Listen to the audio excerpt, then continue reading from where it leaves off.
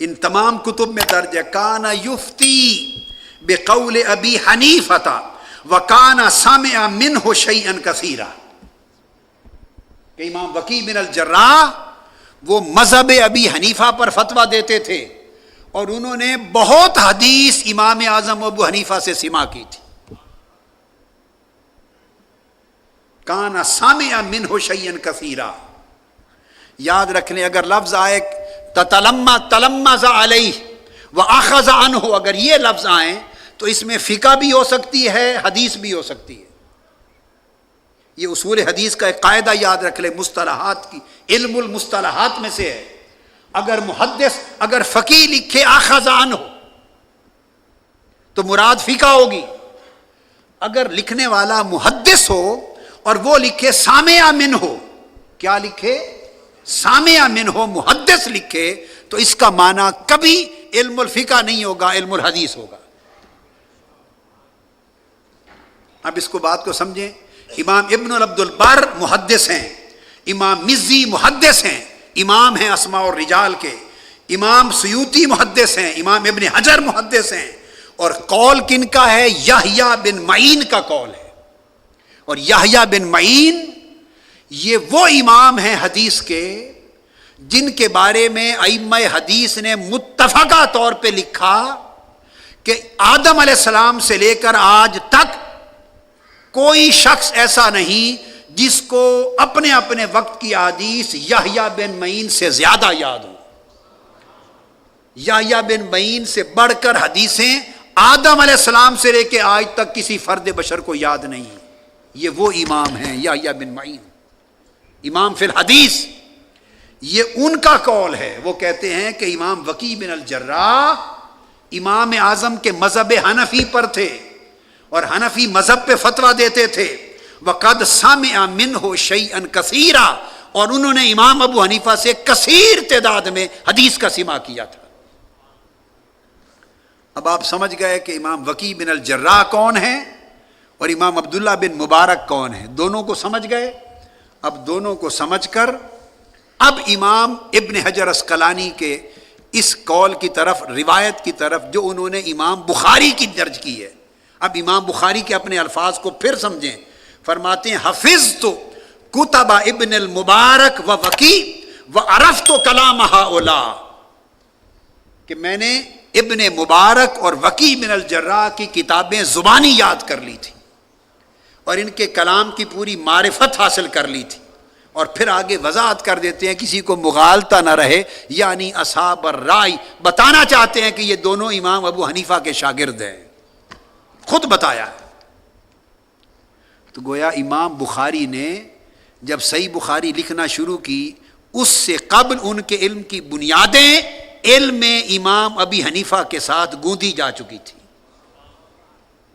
امام اعظم ابو حنیفہ کا علم جو ہے وہ امام بخاری کے علم کے خمیر میں شامل تھا، خمیر میں شامل تھا.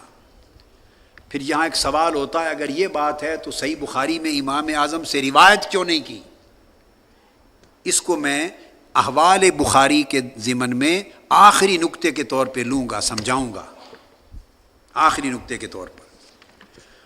اور پھر امام ابن حجر عسقلانی نے مزید اسی مقدمہ فتح الباری، اس کی جلد مقدمہ میں 654 صفحے پر 654 صفحے پر آخر میں امام عسقلانی نے پھر بیان کیا امام بخاری کا قول. امام بخاری فرماتے ہیں قال البخاری ما جلست للتحدیث حتی عرفت الصحیح من السقیم وحتی نظرت فی کتب اہل الرائے. فرمایا میں اس وقت تک بطور محدث مسند پہ نہیں بیٹھا جب تک میں اہل الرائے کی تمام کتب کا مطالعہ نہیں کر چکا، اور جب تک میں نے اہل الرائے کی کتابوں کا کامل مطالعہ نہیں کر لیا اس وقت تک حدیث میں صحیح اور غیر صحیح کا فرق میری سمجھ میں نہیں آیا. گویا روایت حدیث کو میں نے پختہ کیا درایت حدیث سے. روایت مجھے ائمہ حدیث اصحاب الحدیث کے طریق پر ملی، اور حدیث میں صحیح اور سقیم کا فرق سمجھنے کے لیے درایت اور فہم الحدیث مجھے اہل الرائے امام اعظم ابو حنیفہ اور ان کے تلامذہ کے طریق سے ملی۔ یہ امام ابن حجر عسقلانی نے امام بخاری کے اقوال نقل کر کے یہ بات بیان کی۔ اب اس کے بعد جو اگلی چیز بڑی اہم ہے، امام بخاری نے پہ رحلات کیے، صحیح بخاری شریف کو لکھنے کے لیے احادیث جمع کی، اور احادیث کے جمع اور تدوین کے لیے اور اخذ اور سماع کے لیے دنیا بھر کے سفر کیے امام بخاری نے۔ اور اتنے سفر کیے امام بخاری نے، ان سفروں میں جو بڑی اہم چیز ہے، سب سے زیادہ امام بخاری نے جن بلاد کا، جن ملکوں کا سفر کیا، میں صرف نام بتا دوں، مکہ معظمہ کا سفر کیا اور وہاں سے احادیث جمع کی، مدینہ کا سفر کیا، احادیث جمع کی، شام کا سفر کیا جمع حدیث اور سماع حدیث کے لیے، بخارا کا سفر کیا، مروہ کا سفر کیا، بلخ کا سفر کیا، ہرات کا سفر کیا، نیشاپور کا سفر کیا، ری کا سفر کیا، بغداد کا سفر کیا، واسط کا سفر کیا، کوفہ کا سفر کیا، مصر کا سفر کیا اور جزیرہ کا سفر کیا۔ یہ سارے سفر امام بخاری نے کیے احادیث نبوی کو جمع کرنے کے لیے۔ اور جو چیز بطور خاص بیان کرنا چاہتا ہوں وہ یہ وہ قول ہے جسے امام عسقلانی سمیت اور امام قسطلانی سمیت جمیع شارحین بخاری نے اور جمیع محدثین نے بیان کیا ہے امام بخاری کا قول۔ وہ فرماتے ہیں دخلت الی الشام و مصر والجزیرہ مرتین، قال البخاری، کہ میں شام، بلاد مصر اور الجزیرہ، جزیرہ دجلہ اور فرات کے درمیان جو علاقے ہیں، اس وقت سوریہ، شام اور عراق کے درمیان اور ٹرکی کے درمیان کے خطے اس وقت کا الجزیرہ تھے۔ فرمایا میں ان تمام ملکوں میں 2 مرتبہ گیا، زندگی میں سفر کیے احادیث کو لینے کے لیے۔ وَإِلَى الْبَصْرَةِ 4 مرات، اور بصرہ 4 مرتبہ گیا امام بخاری فرماتے ہیں حدیث کو جمع کرنے کے لیے۔ وَأَقَمْتُ بِالْحِجَازِ 6 أعوام، اور حجاز یعنی مکہ اور مدینہ حرمین شریفین 6 سال قیام کیا احادیث نبوی کو جمع کرنے کے لیے۔ ہر جگہ کے لیے عدد بیان کیے، حرمین شریفین 6 سال رہا، کہیں 4 مرتبہ گیا، کہیں 2 مرتبہ گیا۔ فرماتے ہیں ولا احصی کم دخلت الی الکوفہ و بغداد مع المحدثین، مگر مکہ اور مدینہ سے بھی بڑھ کر سب سے زیادہ کوفہ اور بغداد گیا ہوں، اور اتنی مرتبہ گیا ہوں حدیث کو جمع کرنے کے لیے کہ زندگی میں اس کا عدد شمار بھی نہیں کر سکتا۔ اب کوفہ کس کا شہر ہے اور بغداد؟ امام اعظم ابو حنیفہ کا شہر ہے۔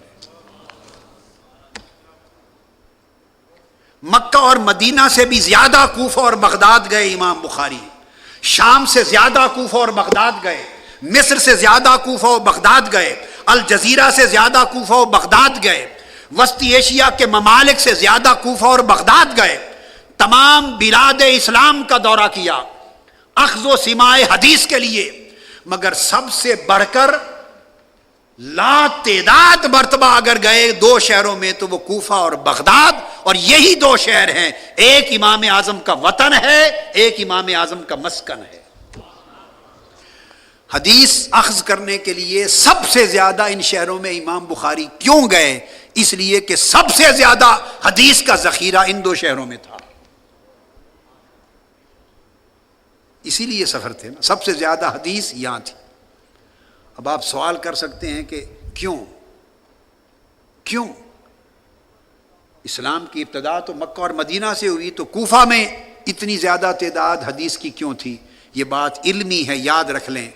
اس کا سبب یہ تھا کہ دار الخلافہ بن گیا تھا سیدنا مولا علی شیر خدا رضی اللہ تعالیٰ عنہ کے زمانہ میں کوفہ، آپ منتقل ہو گئے تھے، اور آپ سے پہلے سیدنا عمر فاروق رضی اللہ تعالیٰ عنہ نے اسے چھاونی ڈکلیئر کر کے فتح کے بعد عبداللہ ابن مسعود اور بے شمار صحابہ کرام کو بھیج کر بہت بڑا عظیم مرکز اسلام بنا دیا تھا۔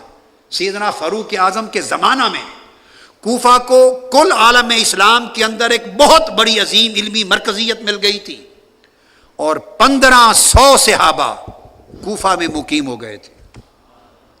کتنے؟ 1500 صحابہ کوفہ میں مقیم ہو گئے تھے۔ اور ائمہ حدیث فرماتے ہیں کہ میں کوفہ گیا، 4000 تابعین علم حدیث کے بیان کرنے میں شہر کوفہ میں مصروف تھے۔ 1500 صحابہ اور 4000 تابعین علم حدیث کے بیان میں مصروف تھے۔ گویا اس وقت بلاد اسلامیہ میں دنیا کا سب سے بڑا مرکز علم حدیث کا کوفہ اور بغداد بن چکا تھا۔ اب یہ کتنے تعجب کی بات ہوگی کہ امام بخاری بخارا سے چل کر سب سے زیادہ کوفہ سے جا کے حدیث لیں، اور امام اعظم ابو حنیفہ جن کی ساری زندگی کوفہ اور بغداد گزری علم کے منبع میں، ان کے بارے میں تصور یہ ہو کہ ان کے پاس علم حدیث کا ذخیرہ کم تھا۔ یہ بات عقل اور قیاس اور کسی اعتبار سے بھی دانش کے پیمانے پر درست ثابت نہیں ہوتی۔ یہ امام اعظم امام بخاری رحمہ اللہ تعالی ان کے سفرات تھے۔